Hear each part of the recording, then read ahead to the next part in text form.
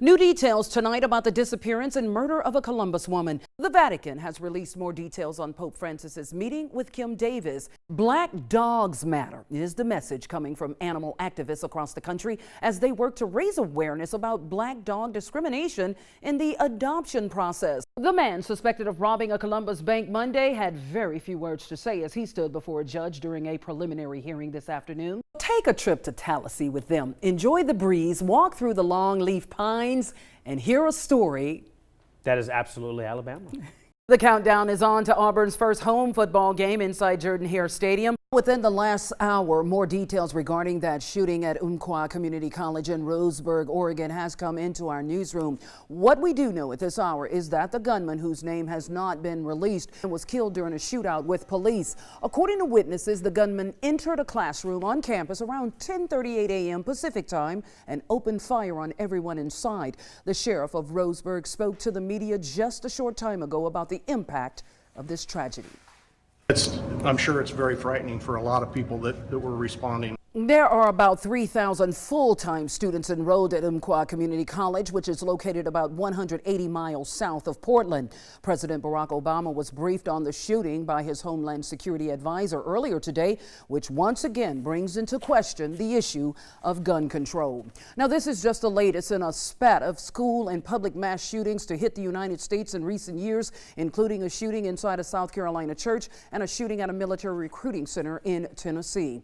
Deputy clerks in eastern Kentucky began issuing marriage licenses to same-sex couples against the wishes of their boss, Kim Davis. Not long after the shooting, Vester Flanagan called ABC News and said authorities are, quote, after me all over the place. Then he hung up. ABC News contacted authorities immediately and provided them with the facts he sent to the station. In that 23-page document, the writer says, "My name is Bryce Williams and his legal name is Vester Lee Flanagan II.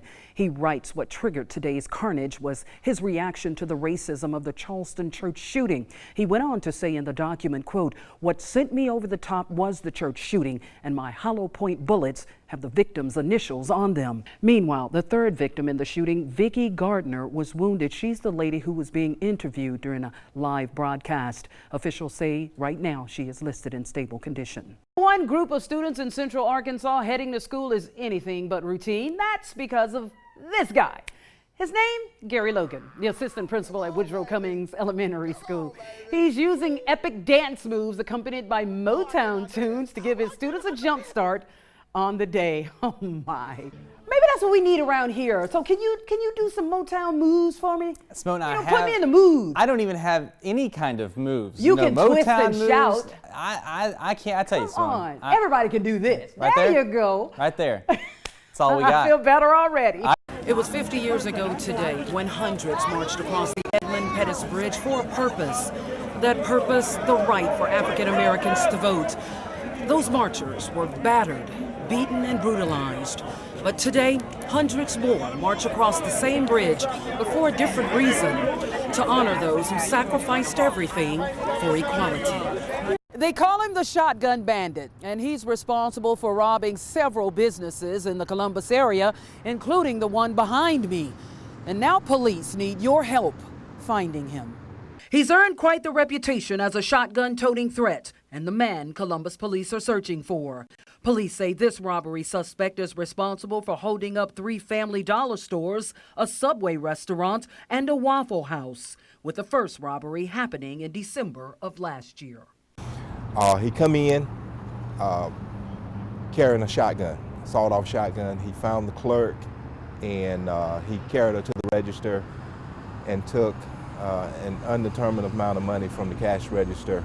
Sergeant Drew Tyner with the Columbus Police Department is investigating this case and desperately needs your help. So far, the suspect is described as either a fair-skinned black man, a white male, or Hispanic male. But there's one specific MO police say he stands by. Always wearing a mask, wearing a hoodie, carrying the shotgun. But there's something else, according to Sergeant Tyner, that makes this holdup man unique. He was reportedly having said to the customers, "I'm sorry, I don't mean to rob you, but I have children I need to take care of. But it's this man police say plays an important role in this investigation. He's seen in this surveillance video walking out of the Family Dollar store on Macon Road just minutes before the robbery happened. When he came out of the store, the robbery suspect entered the store a short time after that. We would like to try and get this man identified and talk with him to see if he may have seen something in the parking lot prior to the robbery suspect entering the store. If you know anything about the shotgun bandit or the witness police were talking about, you are asked to call police at the number listed on the bottom of your screen. Reporting in Columbus, Simone Doughton, WTVM News Leader 9.